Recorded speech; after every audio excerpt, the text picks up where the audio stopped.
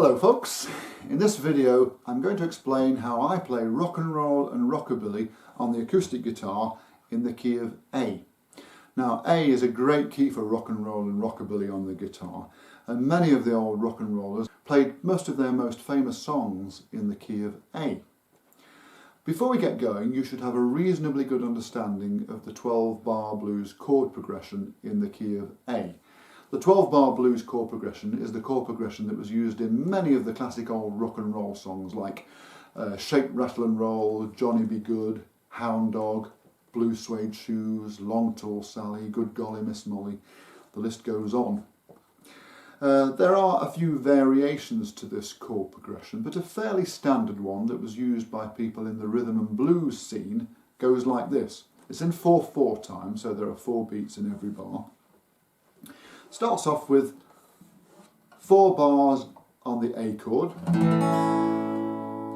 Now I know I play my A chord in a slightly unconventional way, that's how Buddy Holly used to play his, but I assure you that's an A chord. So 4 bars of an A, followed by 2 bars of D, back to the A for 2 bars, 1 bar of E, 1 bar of D, 1 bar of A, and finally 1 bar of E. If you add all of those up, you should get 12 bars. Now going back to the E chord at the very end of the chord progression like that, it's called the turnaround because it seems to indicate that the chord progression is about to turn around and start all over again. Of course you wouldn't do that at the very end of a song. Here's that version of the 12-bar blues chord progression played a couple of times round using basic open chords. And I'm going to strum using a train rhythm, so up and down on every beat, and hitting the strings a little bit harder on the back beat. That's beats 2 and 4 in the bar.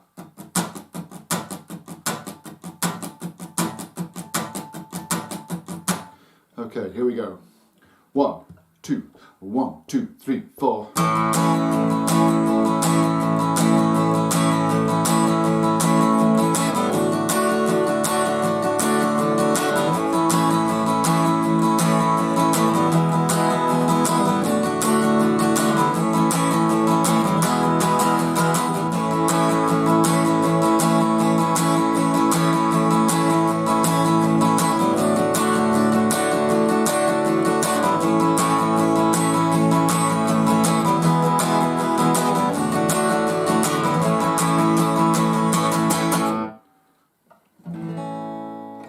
Rockabilly musicians like Carl Perkins played a simplified version of that 12-bar blues chord progression that goes like this.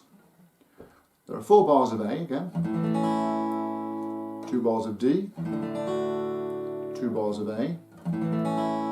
So far that's the same as I described before. Here's where it differs. Instead of going 1 bar of E, 1 bar of D, you have 2 bars of E. And then you have 2 bars of A. You don't have the turnaround at the end of the chord progression where you go back to E. So Carl Perkins used that chord progression on Blue Suede Shoes, Bop in the Blues, songs like those. Chuck Berry used this version of the 12-bar blues most of the time. Again, I'm going to play it with basic open chords, only in the 4th bar this time I'm going to play an A7 chord instead of the plain A. When you play a 7th chord there in the chord progression, it just seems to indicate to the listener that you're about to change chords and you're about to change to the D. I'm going to play a train rhythm again, so up and down on every beat, but this time I'm going to give the rhythm a bit of a swing, a shuffle, bounce.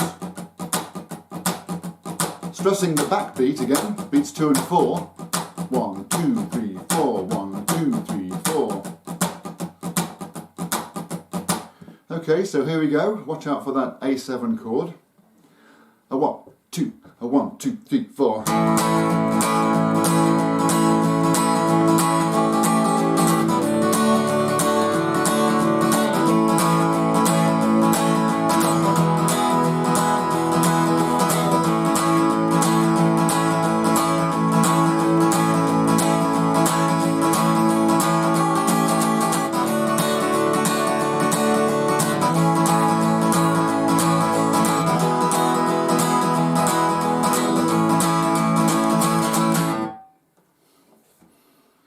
Now what you do is you replace all of those open chords with rock and roll riffs, like I was playing at the beginning of the video.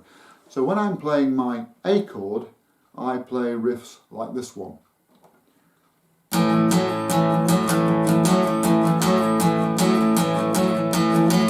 Or like this.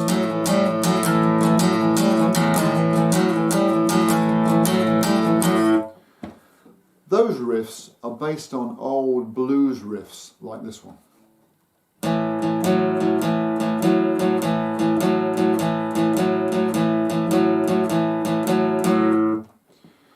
What I'm doing there is I'm playing an open 5th string, the A string. I've got my first finger on the 2nd fret of the 4th string, the D string. And I'm playing those two notes together. Then using my 3rd finger on the 4th fret of the 4th string, I play that note there, again together with the open A string.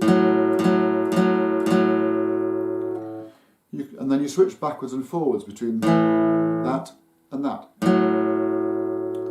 There are different ways you can do that. You can have 2 downstrokes on each. 1, 2, 1, 2.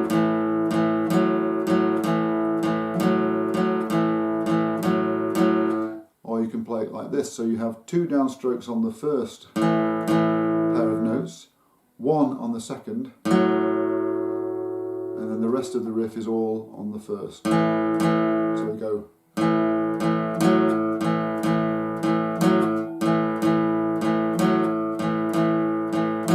So there are 2 variations. You can also make it sound pretty cool if you damp the strings with the palm of your right hand, so the strings don't ring out so much.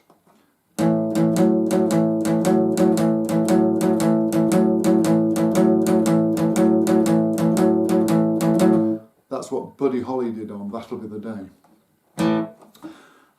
But you may have noticed when I'm playing these rock and roll riffs, I'm strumming up and down all the time rather than playing sort of neat little downstrokes.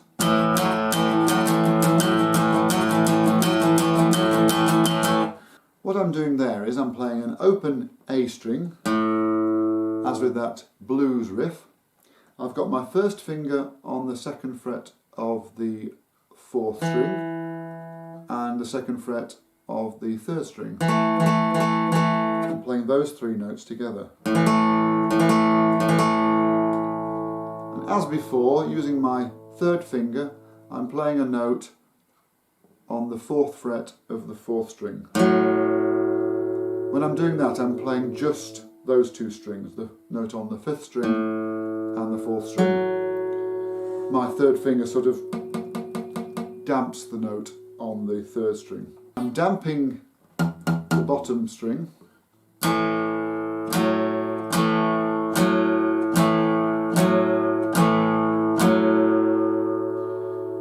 And then I strum up and down.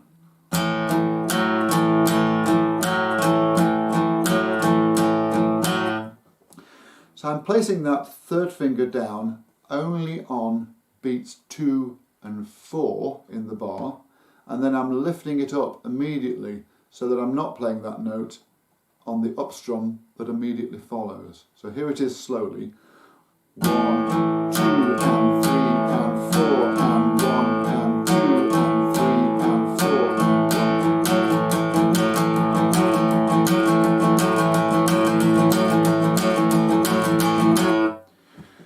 That's the basic riff anyway. Sometimes I add my little finger into the mix on the 5th fret of the 4th string. So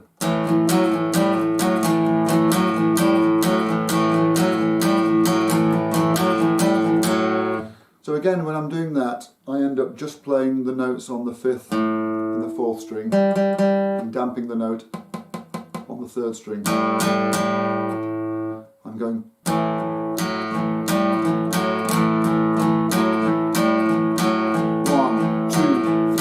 4 and 1 and 2 and 3 and 4. I hope that makes sense. So that's what I do for the A chord. On the E chord, I do something very similar. So there's no damping needed. playing the open 6th string. I've got my first finger on the 2nd fret again, this time on the 5th string and the 4th string. So that's the bottom of an E chord really, isn't it? As before, I'm using my 3rd finger, but I'm placing it on the 4th fret of the 5th string. And playing just those 2 notes, the bottom 6th string and the 5th string.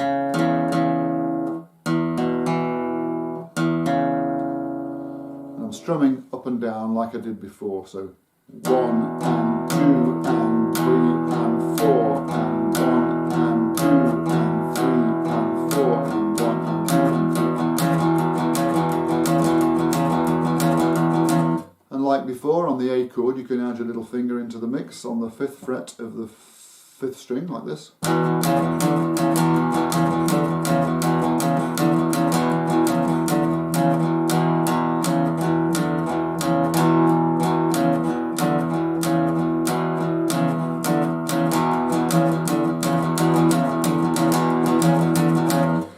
So that's what I do on the A and the E chords.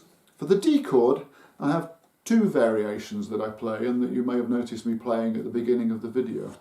The first one I played was like this. I was playing an open A string, an open D string. I've got my first finger on the 2nd fret of the 3rd string, my 2nd finger on the 3rd fret of the 2nd string. I'm damping the bottom string, and I'm also damping the top string with my 2nd finger. It kind of touches it. So that's most of a normal D chord really. Everything but the note on the top string. And like before, I'm using my 3rd finger to play this extra note on the 4th fret, this time on the 3rd string.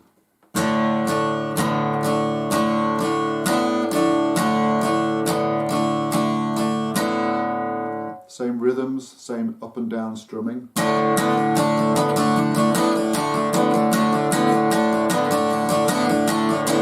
When I bring my 3rd finger down onto that note on the 4th fret of the 3rd string, I end up damping the note on the 2nd string.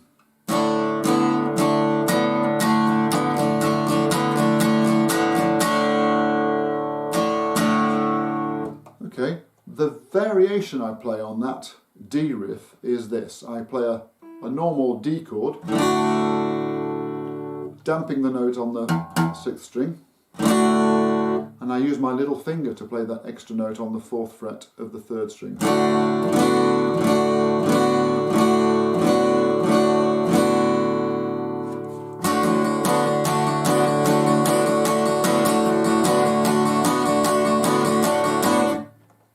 What that means is, because you're playing the whole chord there, you can slide up and make the riff a little more interesting, like this.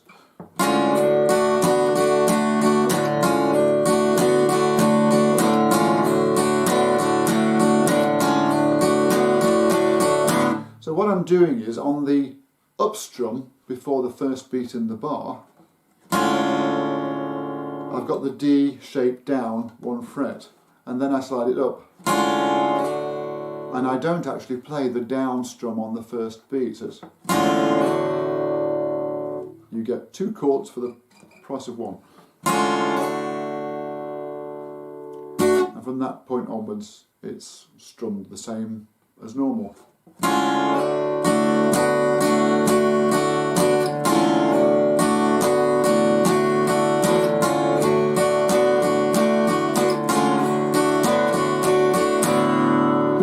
You can do the same thing with the A.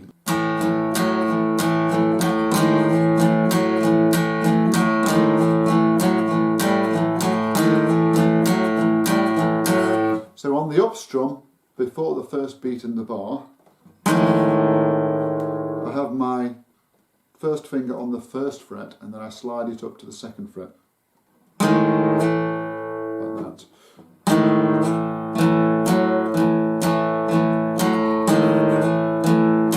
An up strum.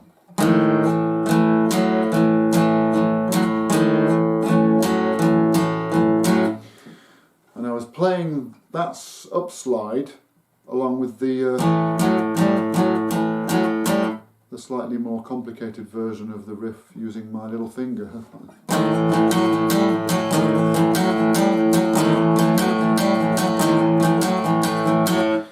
think that pretty much covers everything I did at the beginning of the video, except the very ending of the song. I went.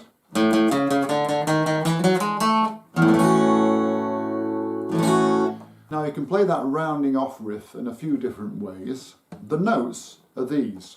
You've got an open A string, 4th fret of the A string, playing that with my 3rd finger, an open D string, then you put your 1st finger on the 1st fret of the D string, move it up to the 2nd fret, then with your little finger, your pinky, play a note on the 4th fret of the D string, then you play 1st fret G string, 1st finger, and then 2nd fret G string. So those are the notes. When I played it just now, I played 2 of each note up to this point, and then I played 1 of each note. So 2 of each note, then 1 of each note. And then I played an A6 chord, so that's laying my 1st finger across the 1st, 2nd, 3rd and 4th strings and playing an open A string. If you're playing a rockabilly song with more of a swing, shuffle, bouncy rhythm, that ending off riff is best played like this.